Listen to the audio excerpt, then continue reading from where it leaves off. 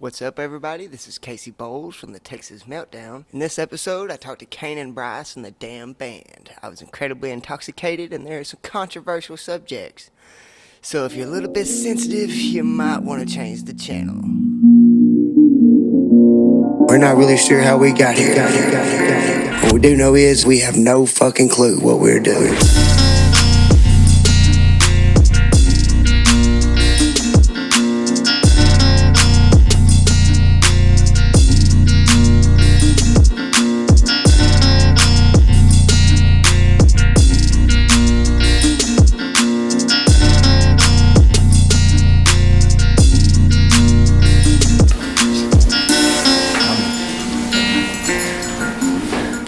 Fucking quiet. Might just say something, say hey or something. Hey, hello, check one. You gotta talk louder than that. Hey, how you doing? Podcast. Yeah, we're good. Okay. What's up, guys? I'm here with Canaan Bryce in Lindale, Texas. Actually, we're kind of in van. Man, y'all played a good show tonight. Thanks. That whole concert was rocking, dude. Thank you. That's all due to the damn band. Yeah, the damn band. The damn band. The damn band. Y'all's most played song, City Limit Sign? Yes. How long ago did you write that one? I wrote that probably 3 years ago. It would be 2015 or 2016. Something like that, yeah. Let's say 2016. Yeah. We'll say 2016, probably the beginning of that. I wrote City Limit Sign about being kind of in a small town around friends and kind of getting out while you can. And, you get tired of fucking friends lying to you and girls lying to you. And oh my God, I'm over it. I don't think you ever actually get over it. No, you never do, but... You can say fuck bitches all you want, but it's just... you're just talking at that point. You gotta have one to the bitter end, period, but... No, that song helped me through a hard period of life, and definitely kind of started Canaan Bryce, I guess. Yeah. You know. Is that like your first big song that you wrote? Yeah, that has the most streams. It was our first single. It was our first song we released in September of last year, 2017, and it's been good ever since. Yeah. Y'all gonna have like a new album coming out soon? I know you played a lot of new songs tonight. I was just wondering, like, you had any of those recorded yet, or? Yeah, no, we go in January of 2020. Well, we left January open to go in the studio and record some new stuff and kind of get our teeth wet as a band. My first record wasn't the band that I had. When I recorded that, it was studio musicians. And I'm really hoping that we go in this time and I get to use, I think it sounds better if you use your own band. Yes. Like, it's a better vibe. There's more heart into it. There's more love. And I don't trust anybody else besides my people. Yeah. I've a phenomenal bass player, a phenomenal lead player, and we just got a new drummer.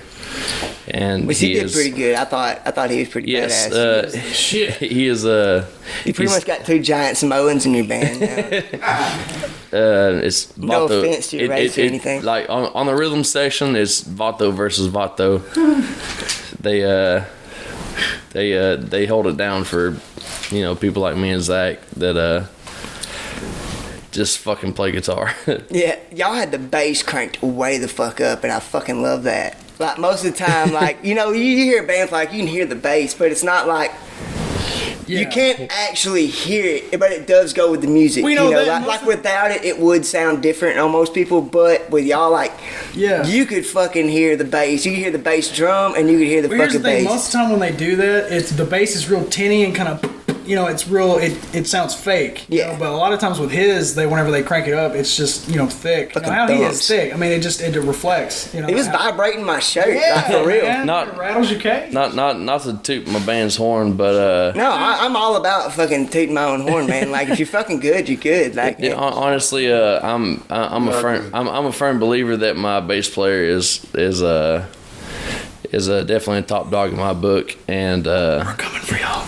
And wherever we go, man, he's definitely a favorite. slings his fucking hair around in a circle and shit. Dude, that was tripping me the fuck out, dude. For some Oh my reason, God. he is the biggest fan of the sound guy, and vice versa. So the sound guy takes care of him. He takes care of the sound guy, and he just kind of does his thing. And y'all played at LJTs before, haven't y'all? I've played acoustic. Yeah.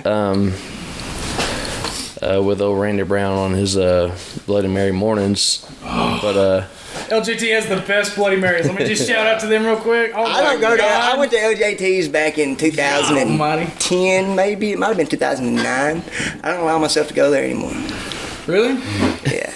What for? At some point, you gotta know your limit. That's true. There's- Larry Joe Taylor's just no limit. yeah. So pretty much everybody in the band hasn't been to LJT besides me, so I understand. It gets wild, man. I get that, but like going for a week. It can get too crazy if you don't have self-control. Right, it can get right. too. I don't have self-control, man.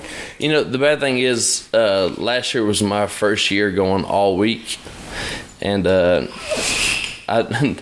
would say I have the most self-control out of the whole band, and it's still a fucking lot. I went with my buddy Alan Watson, and he was the homecoming king at Taunton. But he got it revoked. They took it from him because he got caught drifting in his brother's rental car with two girls that weren't 21.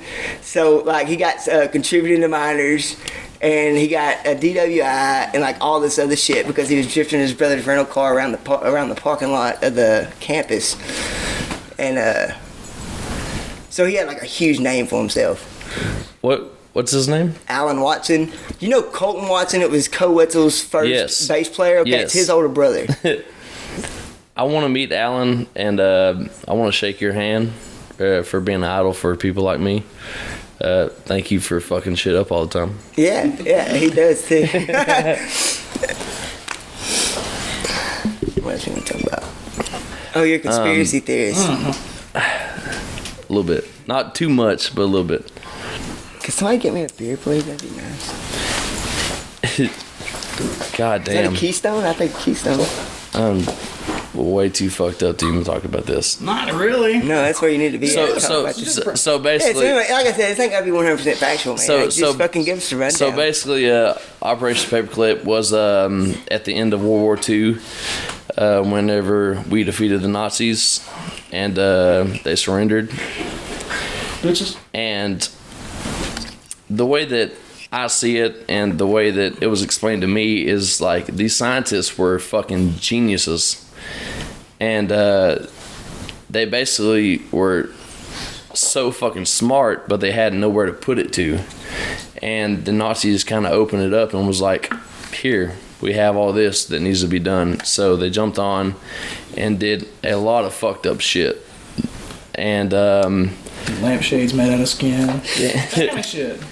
they experiment on Jews basically, and did a lot of fucked up shit. And I mean, not to just them, but yeah. that's exactly what it was. So whenever we defeated the Nazis, the Russians tried to get the scientists to go over there, and I feel like those guys are the ones that are responsible for like MK Ultra. Like those guys that was like, we're just gonna give people acid and see were how this works responsible out. for a lot. Dude, honestly, it wasn't like they didn't do all the fucked up shit. Well, yeah, no, they did all the fucked up shit, but they also did a lot of cool shit. Like I said, like you invent rockets, you can get away with doing Jets. some fucked up They shit. came up with the Yeah. first jet. Yep. Shit. Yeah, that's what I hear. So basically, like all in all, Operation Paperclip, the Russians wanted the German scientists, but the U.S. kind of beat them to it and got the top dogs. And Because the fake Hitler killed himself and Hitler moved to Brazil. Well, that and we kicked their ass. I mean, I'm not gonna say it, but he's still alive. Well, I bet he's dead now, but I mean, he was alive after the war. Some shit. Never Yeah, that know, motherfucker man. be like, yeah, he be old as shit, Dude is dude. not alive. Have y'all seen that movie on it's on Hulu? The man who killed Bigfoot and then Hitler, or no, man that killed Oh, my Hitler and God. then the Bigfoot. No, that's on Hulu? It's got that Sam Elliott is in it. Sam What? Elliott. Does he narrate it? Dude, no, he's actually like the main guy. No It's shit. actually a pretty legit fucking movie. Like it sounds way the fuck out Sounds there. like bullshit. Like a Yeah, Disney like Channel I got documentary or something. fucked up one night and I was like, I'm about to watch this I fucking movie. don't believe in Bigfoot. I believe in big fucking monkeys. It's the same thing. That walk upright? Yes. Yeah. That's literally so. And like also you literally that believe in Bigfoot. there's you don't even know it. so when like big ass black bears, they stand 10 foot tall. Black bears? Yes, dude, bears get fucking Well, big. grizzly bears, but I mean, a black bear? Dude, fuck yes, dude. You know what's funny? Black bears are more aggressive than grizzlies. Straight up. We have a lot of them in Arkansas. They're assholes. But like whenever a bear hurts its front paw, it'll stand up on its hind legs and walk like a human does.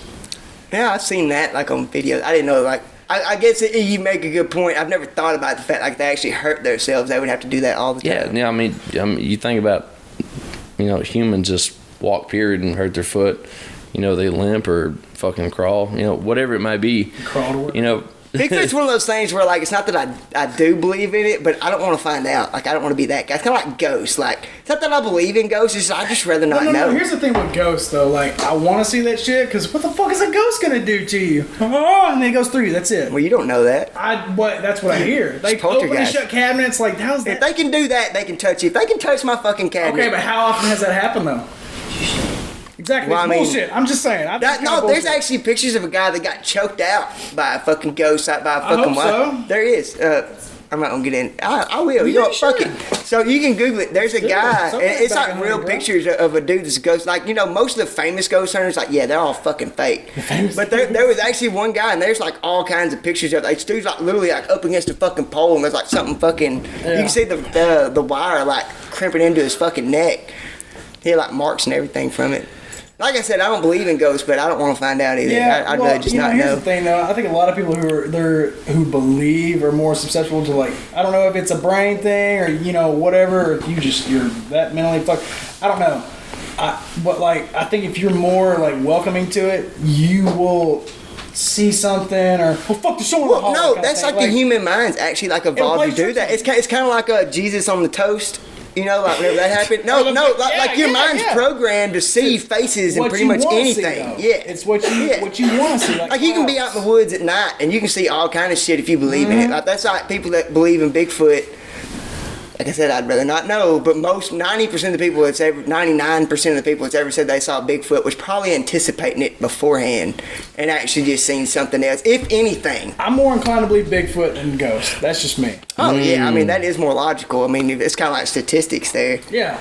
Because how is there not a fucking 8-foot monkey man possibly walking around? Probably died off by now, but I'm sure that's possible. More so than a Abominable snowman's got to be some fucking bullshit. Like who sheep believes in The fucking giant way white I see it is, if there was a Bigfoot, which we do have history of Bigfoot, the Gigantus Pithecus. those shit. Yeah. So it was basically a fucking 10-foot monkey that walked around on its hind legs, and it was just huge.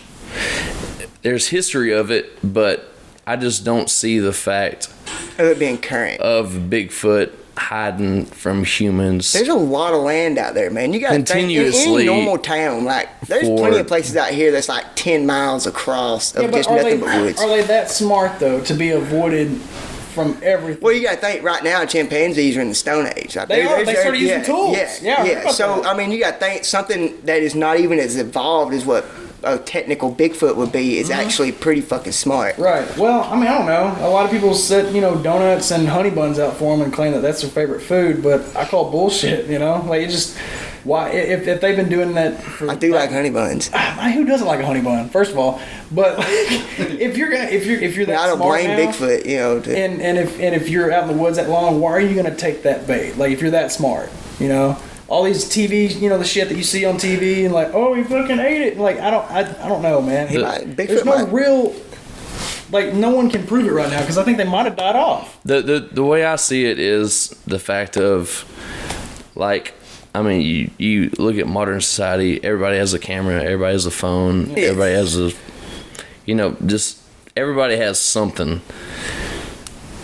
And if it was real, it would come to light. Yeah, I think down here, like in the South, it's probably like all the ones that's been. I know the Fouke Monster was fake. Fouke, Arkansas, the Legend of Boggy Creek. Yeah. But that was fake because it's more like the town put that on for a reason. It's because they had a lot of moonshiners.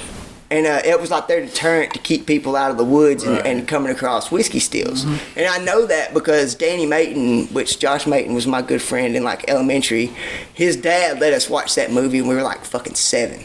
What about the Fouke Monster? Yeah, like right whenever the Blair Witch come out, I also got. So I experienced the Legend of Boggy Creek, and then like Blair Witch come out right after that. So like I didn't go in the woods for a long time. I bet you didn't. But anyways, he's from Fouke, and like there's one part where a dog gets technically thrown by Bigfoot, but it gets thrown across the camera, and that was actually Danny Mayton throwing that fucking hound dog across the porch. It's back in the day you could throw dogs and shit. Bullshit. But anyways, he told us the full rundown on it. It was just like it's fake. They were like, it's just y'all. Yeah. What the fuck? Well, I mean, after he let us be scared for a while, because Danny Mayton was like himself. I don't know. I mean, I feel like if I was that guy, I wouldn't say shit. Like, I don't know. Well, I mean, it's well known nowadays. Like, well, now, yeah, but I don't know. This wasn't in the '60s, man. This is in like 2000. That's what I'm saying, though. If they bid on it first, though, why wouldn't you try to, through my dog, or just rather, no, I don't know. Oh yeah, no, Legend of Boggy Creek was a completely fake movie. Yeah. It was a really good movie, actually. So basically, what we're coming to is that Bigfoot isn't real. Was real. Yeah. Way back in the day. Yeah. And the legend just keeps. No. What I was getting at is up north, like where there's like wilderness, we're talking about like millions and millions of acres of just like nothing but forest that are unroamed. Like I think something like that could happen there, just because who the fuck's even explored all that? Nobody has. And the forest is so dense up there, like you can't see but like 10 foot. No, and it's like done after that. But you don't hear as many cases up there as we do down here. But I also think methamphetamines and shit like that's real bad in the South. Sure. You got motherfuckers tweaking and seeing shit. You got people seeing shadow people and shit. It definitely plays a part. Yeah, there's a bunch of people down here that will try to put on stuff just to sound cool, and I'm just like, like you ever thought about people that are fucking nuts but aren't on drugs? How does that? Yes, and how does that happen? Like, man. No, it can't be genetics, dude. Life experiences pretty much shape everything you are. No, because you can't say that for schizophrenia. That's genetic. Well, now I thought you just meant like people that just throw the fuck off. Now schizophrenic people is a whole other story. Crazy. I mean, they fucking see shit. That's crazy. Oh yeah. Dude, you got fucking multiple personalities. Shit, you hear voices. Like, could you imagine? Yeah, no, I can't. I can actually, but I mean, it's kind of like that, I think some things you could be born with, where it's a real mental issue, but a lot of times people are just nuts, on their own, like you said, how they're raised. Yeah. So, I mean, with that, I don't know. There's a lot of undiagnosed schizophrenia. That's a hard thing to get diagnosed with. Yeah. Like, you got to be like hardcore. So what about I guess I'm gonna be the host now. So what's your intake on the drug problem in America? I think it's fucking terrible. I'm not a big advocate for drugs, mostly because kids don't know how to take it. Like I've done a lot of blow in my life, but. I quit doing. You were the first one to bring it up. I quit doing drugs a while back. I quit doing a lot of drugs a while back, and I pretty much don't buy it no more. But the reason is like you go to like any bar or whatever, and there's like a bunch of fucking little douchebag fucking college kids running around skeetered the fuck out. I'm like, you can't hold your shit. Like you just letting everybody fucking know you're doing cocaine, basically. Like, I got a bag on. Like after you do it, like like the next day, yeah, you can fucking talk about it. But while you're on it, don't be running around the bar fucking like grinding your fucking teeth and shit. Like fucking grit your teeth or something, you dumb fuck. Like, do you not know what an image is? Like everybody in this motherfucker knows you're doing it. And basically the only drugs I like nowadays, I do like mushrooms. I think mushrooms are really good, but I don't like tripping dick on mushrooms. Like I like eating a small amount of mushrooms. What are you doing, like 3 grams or something? Yeah, like 3 grams or so. Enough that you can still drive. Yeah. I think this question kind of got out of hand. Okay, well anyways, back to the drug problem in America. I think it's fucking terrible. Like I didn't know what cocaine was until I was 25. That was 3 years ago, and I partied fucking hard, dude. Like, but I'd never really been around it or anything. And then just all of a sudden, everybody's doing it. I was thinking more like the ADHD. Oh, fucking Adderall's terrible, man. ADD. Yeah. Speed.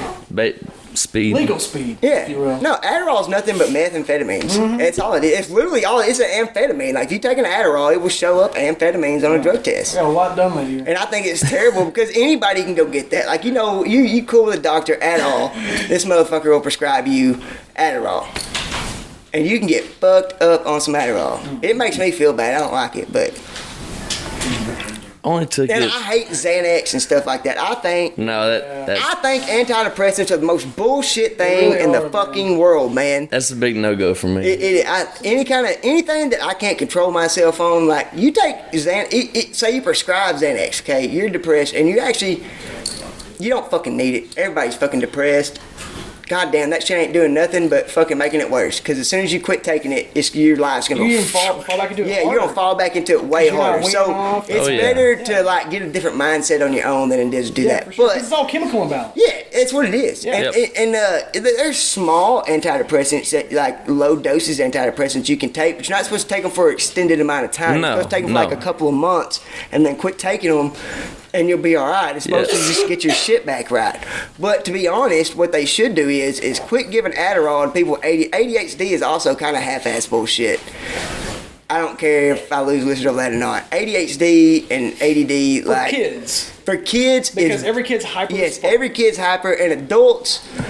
Yeah, it makes you fucking focus. You just took some goddamn amphetamines. I'm gonna clean my house twice. Yeah, but anyways, they should swap Adderall for Xanax and give a little bit of Adderall to people with depression because it will boost your confidence. Yes. And like as long as you're not taking it at a high dosage and you're actually sleeping whenever you're supposed to. Yes. You're doing everything right. It will boost your confidence and you will come away better. But then you got the motherfuckers. But if you take Adderall for if you stay at 24 fucking hours, you're not going to be a good person after that. No. And that's what most people are going to do with it. I don't know anybody that takes Adderall on that's prescribed it. I don't know anybody that takes it right. That legitimately takes what they're supposed to. I'm just gonna okay, I say that, but I know people that are prescribed 3 30-milligram Adderalls a day. That's 90 fucking milligrams a day of Adderall. You're prescribed. That means you get 90 of those pills a day. Yep. You know what fucking 90 milligrams of Adderall will do to me? I've never met. Fucking make me climb the ceiling, dog. I've never met a person that is prescribed Adderall that doesn't sell it to anybody else. Which is fucking sad. Yeah. And the bad thing is the street price is cheaper than what, if you don't have insurance. The street price is cheaper than what you're going to pay a pharmacist for. But we'll go back to antidepressants. So the people that take antidepressants, especially when they're around our age, like one of my good friends, man, is terrible, man. You drink 3 beers and you black out and you act fucking ignorant. And they're just like, and they'll do some fucked up shit. It's like, oh yeah, man, I take Ativan or something like that. And I'm just like, that's not an excuse. Like, if you knew you were coming out to the bar tonight to drink, why the fuck did you? It's Friday night. Don't take it on Fridays and Saturdays, all right? Because I'm gonna have to fucking sit here and worry about the cops showing up because you're doing some fucking stupid shit. And you're fucking grinding your teeth. Yeah. Man, God almighty, get your shit together, bro. Yeah. Yeah. Mm-hmm. And I mean, I don't know why people try to take it with alcohol too, because it just every time. Yeah, it makes it 10 times as bad. Yes, but it's way worse. Anybody that blacks out is gonna do dumb shit. Yeah. I took Xanax one time in my entire life, and I swear to God I'll never do that shit again. Like I woke up, I got a whole bunch of them from somebody for free, and I took all of them, I guess, in a 3-day period. I woke up 3 days later, and I thought it was only 2 days. Yeah. And I don't know what the fuck happened. But I had a fresh pack of cigarettes, so apparently I drove to town, which scared the shit out of me. Well, you know, speaking of dumb shit, like, I mean, it's like that kind of thing, you know, the blackout situation. Like with, last thing I remember, for you know, the last time I was at a bar and I really blacked out, Randall bought me a shot, and I don't remember thinking anything after that. All I remember is waking up the next morning and seeing my Snapchat story where I was going through the bar at Thirsties and just filming everybody, you know? It's like that kind of deal. So, like, when I think about that, I think, you know, maybe people, you know, like me or whatever, who are more prone to that, I guess, really shouldn't, you know, fuck with that. Yeah. You know? Because, I mean... What comes with that? You know, if that's going to do that, if you add that on top of it, what the fuck is that going to... I don't know. My point is it going to... Like, like I said, if you're prescribed antidepressant, is it going to really kill you to either not take it Friday and Saturday or don't fucking drink? I mean, well, you get addicted, though. That's the problem. But it also takes away your give a fuck. Yep. In all of life. So, like, you see somebody at work that takes it, they're just... literally not give a fuck about nothing. I'm like, dude, like, we're trying to get shit done here, and you don't give a fuck. Like, you're doing dumb shit, like running over skids at work. Y'all know what a skid is? A fucking wood skid. Yep. All right, so I pipeline. So we fuck with those a lot. Well, my old swamper, man, he was prescribed Ativan, which is apparently like kind of, he says it's low powered. I don't give a fuck. It changes this motherfucker. His pupils are dilated all day, and he don't take a lot. He takes one pill. I don't know how much that is. I don't know nothing about that shit really, as far as like, you know, dosages and stuff like that. But like, anytime we're not like something, yeah, technically you can do it. You can run over those kids and break them. They're probably gonna throw them away anyways at the end of the job. But it doesn't look good for a boss to walk up and see where I just track my track hose somewhere and there's shit in the way that I just run the fuck over. Right. Yeah. Like, yeah, it don't matter if it's there. It don't make a fuck that if I do, it's not gonna hurt nothing. Right. You know, technically it is trash, but it don't look good that you didn't clean your area out. You know, like you're walking on the ground anyways. You just passed it. Pick it up, throw it all away. Fuck. You know. It looks like you're on shit. Yes, exactly. And like there's trash or anything. Like I'm not gonna sit here and track over. Like somebody's got to come back and pick that up. You know. And technically, I don't give a fuck about that person that does that. But you know, it's image. You know, like I said, it goes back to image. Like it takes away your give a fuck for anything. Yeah. Now, people like that are people that'll always be a laborer or low. You know, like, you got to have an image. Whenever I go to work, I don't drink, I don't go out, I don't do anything. I definitely don't hang out with people I work with, like, just in case, you know. I try to keep my image good. Like, I try to do everything I can at work to be a better person or try to look good, you know, keep my area, my work, throwing dirt with my track hoe. You can technically throw dirt wherever the fuck you want to, because depending where you're going to fill it right back in, you know, it's all going right back in the hole. But it still doesn't look good to do that. It doesn't take any extra time at all to have an actual spoil pile, you know. You're just respecting yourself, man. Yeah, it's self-respect, really, but it's also I don't like looking bad in front of people. I don't give a fuck about myself. I care about what you think of me and you think of me, but not in a way to where I show out or anything like that. I'm not one of the people who can get drunk at the bar and be buying like trays of shots, trying to get attention from people. But people that matter, I want them to think highly of me. There's a simple balance between loving yourself and respecting other people's opinion. Yeah. I don't love myself. I hate myself. But I respect I respect other people's opinion. But you love yourself enough to respect other people's opinion to a certain extent. You might have just changed some shit in my head. All right, so Canaan Bryce just fucking gave me an epiphany. No, man. Honestly, love yourself first and foremost.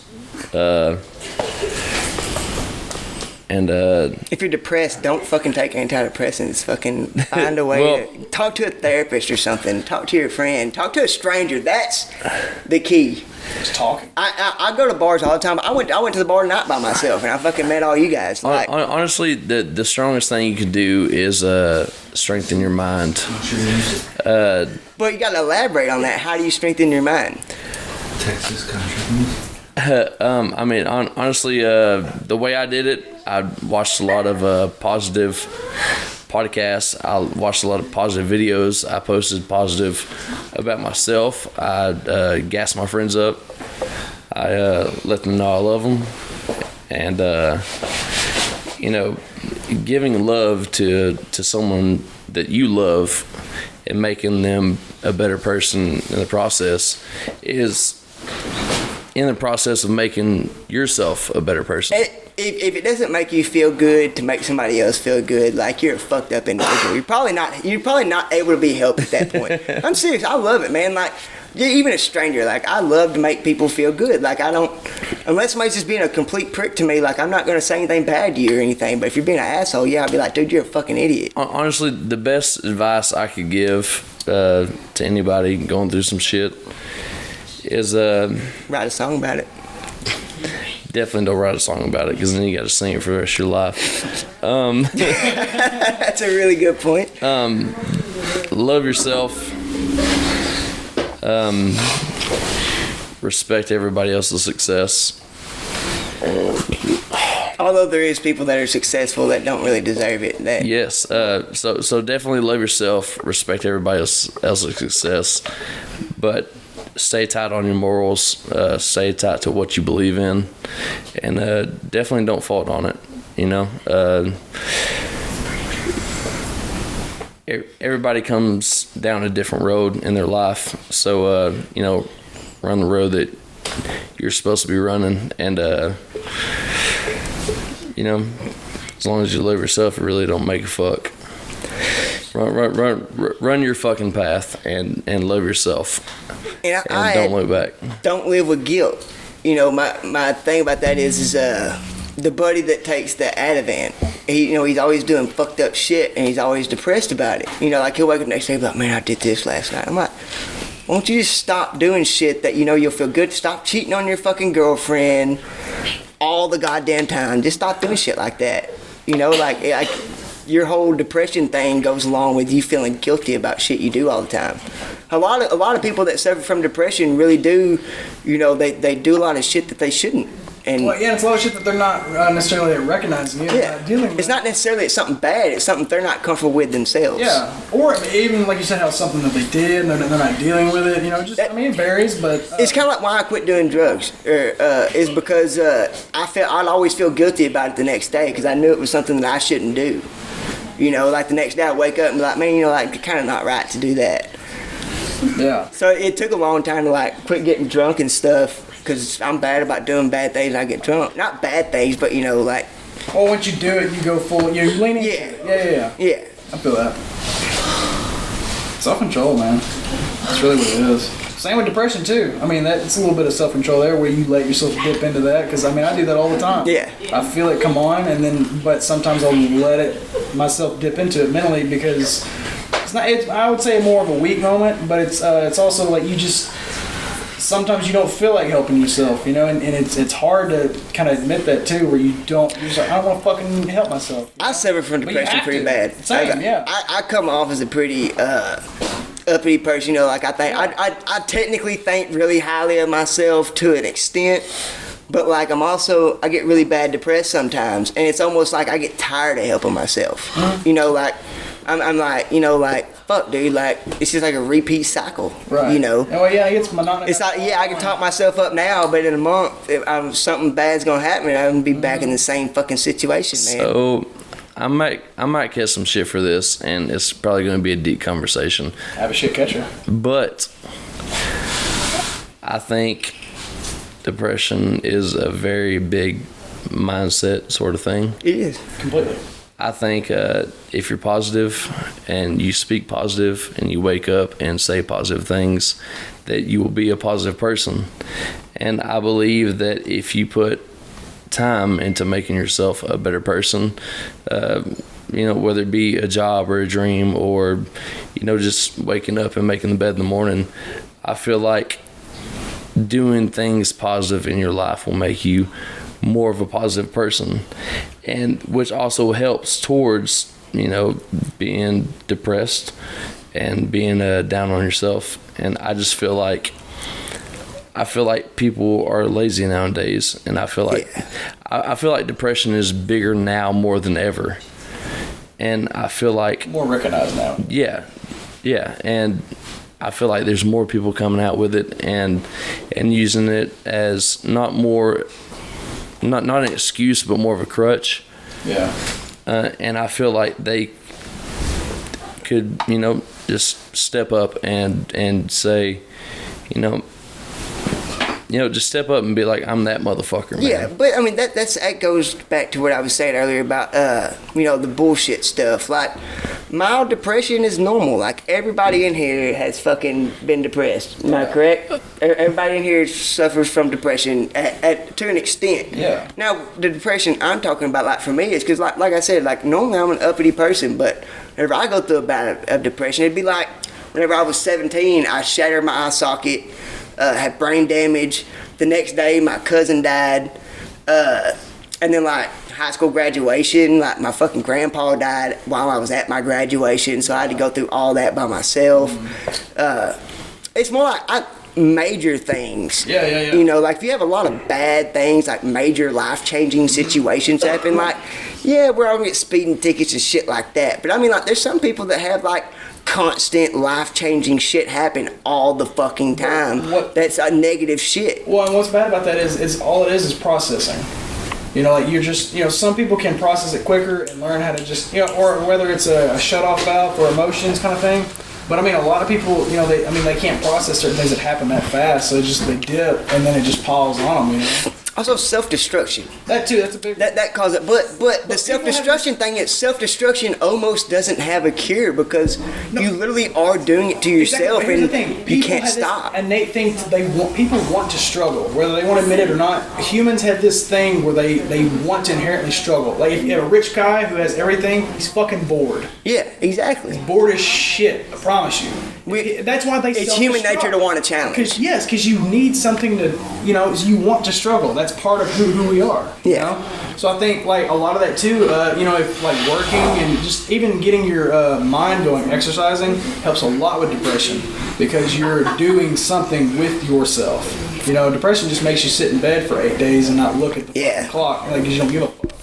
It's just fucking, you can't even get into watching movies, you know? Like, you can turn whatever you want to on the TV, but you're just like, God damn, this sucks. You'll be looking on your phone, trying to Wikipedia just anything that will get your attention and it won't. How does that work when you writing songs? Like, does any of your songs, like, take you back to, like, bad situations while you're on stage? And I got a reason why I'm asking that. I'll tell you that afterwards. Of course. Like you sang a song tonight about some girl you're talking to fucking your friend in the same room as you thought you were passed out. Like, does that fuck with you? No, it definitely takes you back. If there was a video of tonight and you go back and look at it, the whole time I was, speaking the story. It was very specific. You could tell it was coming from the heart. It wasn't like, It was just like more and more and more it came as the story played in my head and I talked it. And it's a blessing and a curse. You get a good song and you cope with it and, you get over it and you move on with life. With musicians, you just kind of do it to yourself. You see, the reason why I was asking that is I was talking earlier to somebody out there, I don't remember who it was. Me and Bart Crow had a conversation one time. His first couple albums, they were all about suicide. Like, pretty much every fucking song, like Drifted in the Wind, all those songs were. And I was mad because he didn't sing any of those songs. The only song I knew that he sang was Little Angel with a Bottle, and I fucking hate that song. And I was pissed, man. I was like, dude, like, this is fucking bullshit. And he was like, can we drink a beer over this? So yeah, we got a beer. We sat down at a table, which is pretty shocking to me because at the time I didn't know nobody, Yeah. And we sat down and he was like, man, look, so my buddy, he said that his buddy was married and he would call his buddy and get ideas for songs. Yeah. And so all those songs about suicide was about his terrible fucking marriage. I can pause. There you go. Yeah, man. It's gonna make me too. So anyway, all these songs were about his buddy that was going through like a terrible, terrible fucking marriage and like ended up having to get a divorce from this girl where his buddy actually ended up killing himself.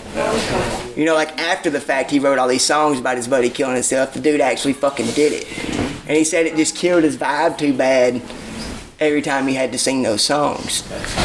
Which I think he might have got over it now because now he's starting to learn that, those are songs that got him big and he's got to go back to that. And, he talked about that. He made like a big video and like a lot of posts and stuff about the fact that he watched his career tank pretty much just basically because of that. He was letting it get to him. Can we pause this and drink some more? Yeah. Fuck yeah. Let's pause this and get drinking. Is that Edit cool? this part out. Yeah, let's pause this and we'll come back. No. Fuck. Alright, so we're back, and it's been like 2 hours, and these fuckers got me drunk, and it's 5:30 in the morning. Hey, look, man. The bass our player band. woke up, Adam. Good. I never introduced Zach, who's the guitarist. What's up, He bro? just kind of fell in. And I was here earlier, but it's we were talking about Bart Crow and his album, but the reason why I even brought that up was because we were talking about depression and stuff before that. The reason I brought that up is because back in like 2012, I think when we broke up, I went through a year-long relationship. It was a really bad breakup, and I was fucking my life up real bad. And that album pretty much like saved my life. Like that's like what kept me from blowing my goddamn brains out for real. That's the whole And, purpose of music, man. Yeah, it is. Catalyst. It's a catalyst, and that's what I was getting at too. Is that music? If you're suffering depression, like don't take fucking Xanax and goddamn antidepressants. Fucking listen to music, dude. Something that vibes with you. Yeah. Like there's all kinds of artists that are actually songwriters. I'm talking about not in your mainstream bullshit. Pretty much artists you've never heard. One of them motherfuckers is talking about whatever the fuck it is you're going through. They're talking about it. Sure. Now think about Hayes Carl has that song The Love That We Need. Yeah, you, man. you know, that's such a good fucking song because it is so true in so many different situations. You know, like we had the life that we wanted, but didn't have the love that we needed. Right. Yeah. Amen to that. You know, it's little things like that you don't think it really to write about, and then it comes out, and then people hear it, and it hits so hard. Sometimes you think like, "Wow, how come I didn't write that?" You know, like that kind of thing. It's because it's right there sitting in front of you. I love songs like I that. feel like those guys didn't even try to write those songs. I feel like if you try to write a song, it's gonna come out cliche. But like if it just one day just hits you, it's like, Honestly,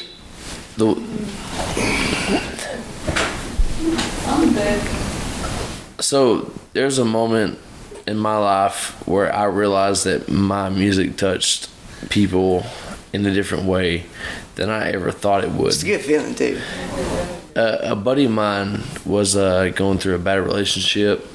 He had a kid with this lady and was on a very bad side of life, so to speak. And I released my debut album, Highway 287, and he listened to the song Just Stay, and he had listened to it previously, and randomly, probably 3 weeks later after I released it, he had texted me and said, "Dude, thank you so much for releasing that album." And I said, "For sure, man, like, thank you for supporting it." He goes, "Honestly, tonight I thought about killing myself, and the only thing that stopped me was your song." You're gonna make me fucking cry, man, you bitch. Dude, Well, that's the whole purpose. honestly, I called him immediately, and we had a very long, in-depth conversation. And it's just crazy. It's crazy that you can put words to paper, and that can touch somebody. Something you thought was insignificant, you know, that Dude. you just thought it was just a song you were just writing. Yes, and and I've had the same thing happen to me, and I've listened to songs that have hit me, and I teared up immediately. And I never in a million years would have thought that my song would have hit somebody like that, and the fact that it did is, not only saving a life, but saving one of my closest friends now is just, Can't put it in words. yes. It's almost like you didn't even realize it until now that like that's almost why you're writing songs. So Yes, and I've realized that now in my songwriting, and I've kind of gone out of my way to try and put music out that no one has listened to or heard or been touched by, and I'm trying to do something different. I'm trying to put it out there for that exact reason. For the reason that no one has been touched like that, and the fact that it can change a life. And I guarantee by the end of your career, that's not going to be the only time that right there has been said to you. I hope not. You know, it's like, it's not normal at all. That's something that's a very specific feeling to know that that's something that you did that you thought was insignificant turned out to like save somebody's life. Well, I mean, not even really insignificant, but like you write something that you were feeling in that particular moment, and it's hard to like. Sometimes it's hard to even go for yourself once you write it to go back into that spot. You don't necessarily how you were feeling directly, but like it hits other people because they're currently in that spot. Yeah. I love that about songwriting. Honestly, the craziest thing that I can see about songwriting, It shows you're just human. Yeah. Oh yeah. well, no, like the craziest thing that I look into songwriting is the fact that people can write about certain things and never go through it or never be in it, but it's the fact that you're putting yourself in somebody else's shoes, or putting yourself in somebody else's life and writing about something you never fucking heard of and still changing lives, even though you haven't been through that. That is probably one of the craziest things I've seen in songwriting and music in general. Well, yeah, but that comes with like feeling the music. Like you can tell somebody's like just trying to write something about something, and somebody that like can actually feel it. Like I'm one of them people. Like I'm not very judgmental on people because I see somebody and how they're acting. Like I can normally put myself in their shoes, and that's why I'm not an asshole to like strangers. Nothing like unless you're a dick to me, I'm not a dick to you. But there's certain people I can tell by the way they're acting. Even a stranger, like I can tell they're acting out because of a certain way. I'd be like, what's going on, man? Like, there's been a couple times I talk to strangers where I just been like, dude, like, you got something going on, man? Like, I can tell by your vibe that you're just like Going through something. Yeah, you got to be going through something. Like you're putting on, Can't be this bitter. Yeah, exactly. That's exactly. the beauty. That's the beauty of being a human, man. I was stabbed. I was a bouncer, like in 2003, 4, and to me, one of the hardest lessons I've ever learned in my life through music, because I was a bouncer, protecting all these people and stuff, whatever, was forgiveness. So the guy who stabbed me was going, like you said, you could tell had something going on in his life and whatnot. And as hard as it was, I was in an emergency room, and I didn't know if I was going to live or not. I had a whole bunch of blood loss, and Did like hit an artery or anything, or just no, it's luckily right no. here. But the thing is the beauty of it is that was like the year I just really started drinking. I didn't start drinking until I was 25, and when I did, I gained like 60 pounds. Doctor came in and says, like, dude, you've been drinking a lot. You've been gaining a whole bunch of weight in a little amount of time. And he goes, if it wasn't for that, then it would have been a different story here. Yeah, it hit like something. Yeah. But the thing is, it's like in moments like that, you want the basic necessities. You want to be able to see a blue sky. You want to be able to see the sun. I want to see my brother again, my dad, stuff like that.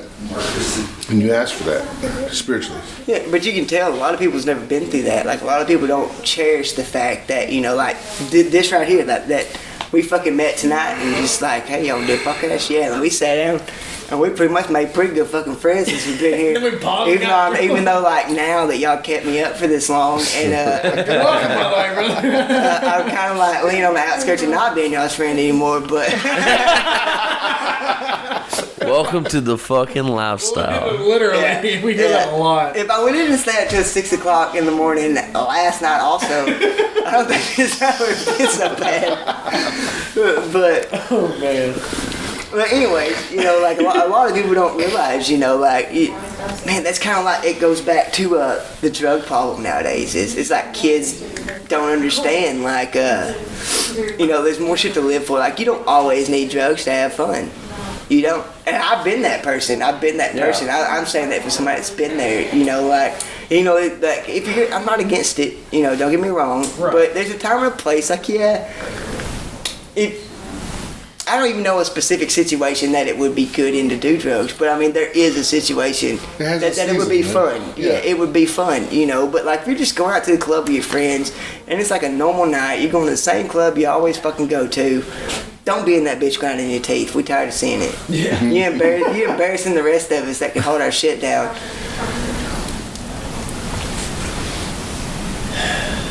Yeah.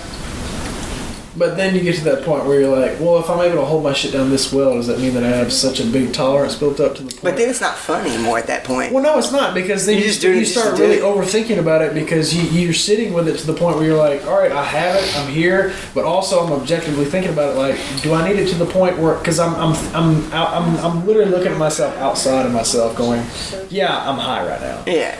What is it doing for me? Specific situation. I remember doing cocaine and we were dancing on tables, and then 6 months later, you just see me sitting in the corner fucking gripping the fuck out of my beer. Yeah. Just trying not to look like I was doing cocaine. Right. You know, like, nobody knew we were doing it when we were dancing on tables. They just thought we were just drunk kids having fun. And then, in the end, you're just sitting in the corner grinding your teeth. Yeah, because that's the point where and whoever comes up and talks to you about anything interesting, you just talk their fucking ear off. Yeah, good luck to them, because you will talk their fucking ear off. Yeah. And just hope to God they took Adderall or something. That's the only time.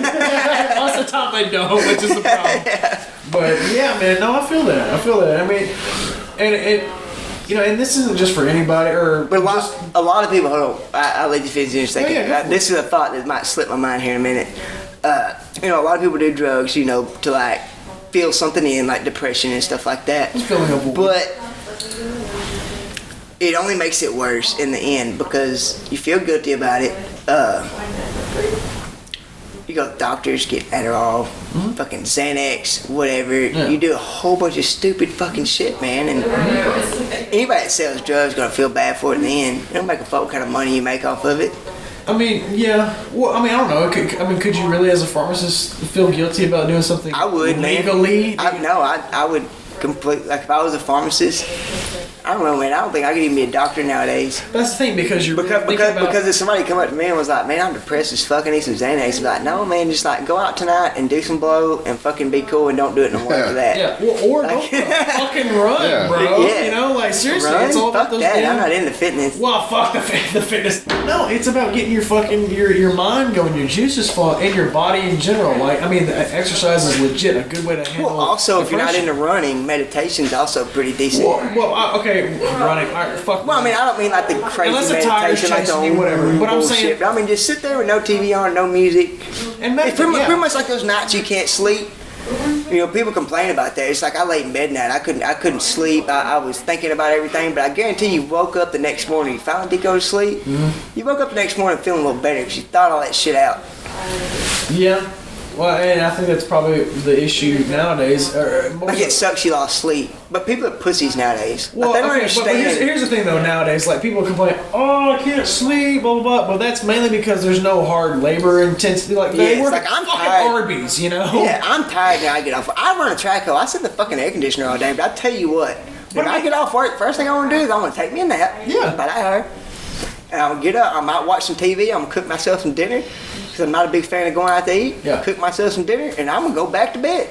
Oh, like Because I'm tired. I'm mentally wore out. Yeah, well, okay. And I just have to think about my job, you know, the whole not time to I'm say doing that people at Arby's don't work hard, whatever. But I'm just saying, like, if you Fuck work that. on, People at that's what I'm Arby's saying, don't fucking work exactly. hard. We You can make go ahead and all fucking agree cookies on and roast that. beef sandwiches. All I'm saying is, like, if you go work on an oil rig and then you come home, Exactly. you're fucking tired and you will sleep.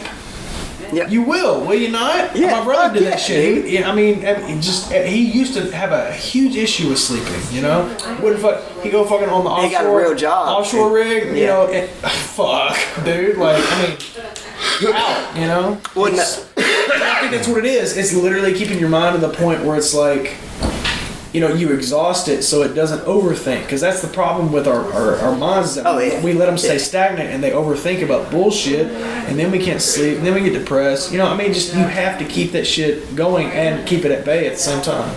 I'm one of them people that a lot of people think they can like confide into me, like I have some kind of like fucking wisdom or some bullshit, and they'll be like, "These are my problems," and I'm like, that's all shit you can easily take care of. Like, I got real shit going on in my life that I can't control. You know, like there is no solution to my shit. I just got here to let it happen. Right. You know, and it's kind of like a relationships. Like, people are like, oh, fucked up over their exes. Yeah, well, go ahead and get used to it. You never really just get over that. Unless one day something may happen and something might click. But you always, at some point you'll think about it. Yeah, you'll think about it. You're never truly over it. No, it never. lingers. Never. And that's fine, but that's what makes us human. Bills, we all have problems with bills. I make a lot of fucking money and I still always struggle, you know? Mm-hmm. And I just, bullshit always happens, you know? And it's going to. Yeah. Some people fucking have money and don't have fucking problems, and some people have money and it's all out the window as soon as they get it. I mean, man, like, that's what's part of being human, though. That's what's cool about it, is that we will all go through the same shit, no matter what. It might be to a lesser extent, but at some point you're gonna hit fucking. No matter how happy somebody's saying, that just means they're dealing with their shit a little better. Hopefully. Yeah. You know? And I think that's also why, like, in past relationships, why that lingers in your head, so that you will remember and learn from it. Oh yeah. You know. See, I learned that's how I view it. I learned not to do drugs, get addicted to shit. That's what I learned. Yeah. I mean, that'll fuck a relationship apart. Yeah, it did. I had a luxury apartment, man. I had an $1,800 a month apartment. It's fucking dope. Fucking torpedoed that shit.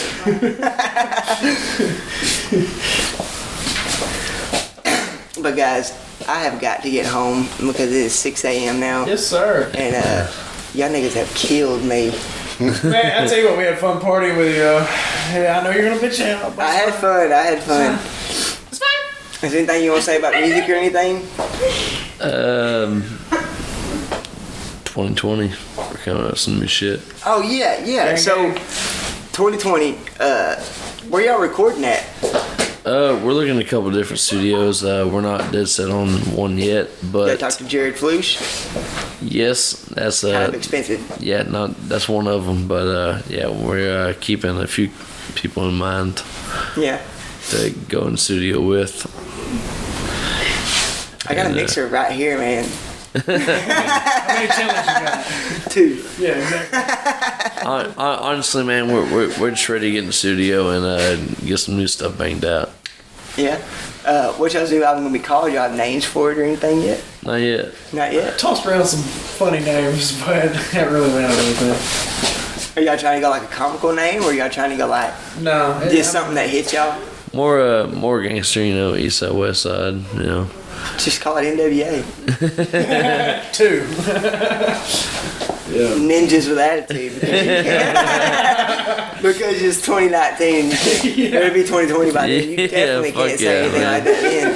It's only getting worse. Yeah. But, So out of that whole album, how many songs do you have written out of it? we have 4 so far. I was working on one today before we got on stage. So possibly 5. So do you just like sit down and write your songs? Like you just like feel like I need to go write, or like does it just like hit you off the stage just like I'll be back? You know, it's all different. You don't put it on your phone, do you? Actually write it out? Don't disappoint me. I'm a pen to paper guy. Yeah. I don't like typing shit out on my phone. And your phone's also a distraction. But I like you know, kind of writing my shit out. And I feel like you can tell in your own handwriting like what you're thinking about doing.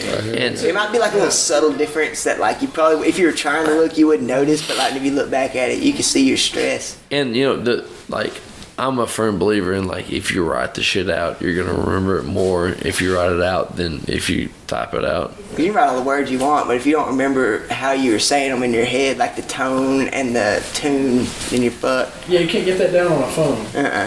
Because I've tried that when I'm at work and I have a good couple lines come to my head, try to write them down, and then I go read them later and I'm like, this is dumb as fuck, you know? Yeah. But like in my head, it was, with the intention that you have, it's different. So when you write it down, I feel like you read it differently than just how everything's typed out New Times Roman. When we first started this, like I'd have topics and I'd put them on my phone. I swear to you, I've never used any of them. Yeah. I got like pages upon pages in my notes on my phone and shit. And I was just like, no, not gonna do it. But anyways, man, we're gonna close this shit out. Cause I am Yeah, right on, man. Shut the door. dead. Circle up prayer, man. I'm just kidding. We try to be a little political on here. Anyways, good meeting you guys. Yes, sir. Close out this bitch. Any last words? Peace, love, chicken grease. Peace, love, and chicken. And we're grease. slipping greased out shit. We're not really sure how we got here. What we do know is we have no fucking clue what we're doing.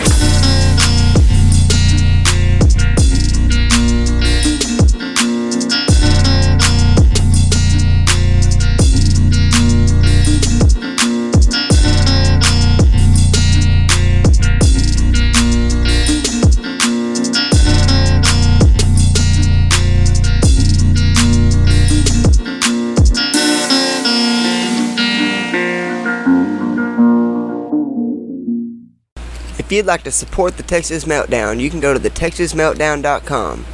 Click the support button. Type in your debit card information and send me some money. It won't go to me, it'll go to buying t-shirts and other supplies. If you'd like to interact with us on social media, you can go to facebook.com and type in the Texas Meltdown Podcast. If you don't already follow us, you should. Or you can head on over to iTunes, where you're probably already at, and leave a 5-star review. That'd really help to get our name out there. If you'd like to buy a t-shirt, you can go to the Texas Meltdown Podcast on Facebook and leave me a message. Sometimes I have them, sometimes I don't. But as soon as I do get more, I have one sent to you. They're usually $10. I hope y'all had just as much fun listening as I had recording all this. Signing off is Casey Bowles from the Texas fucking Meltdown.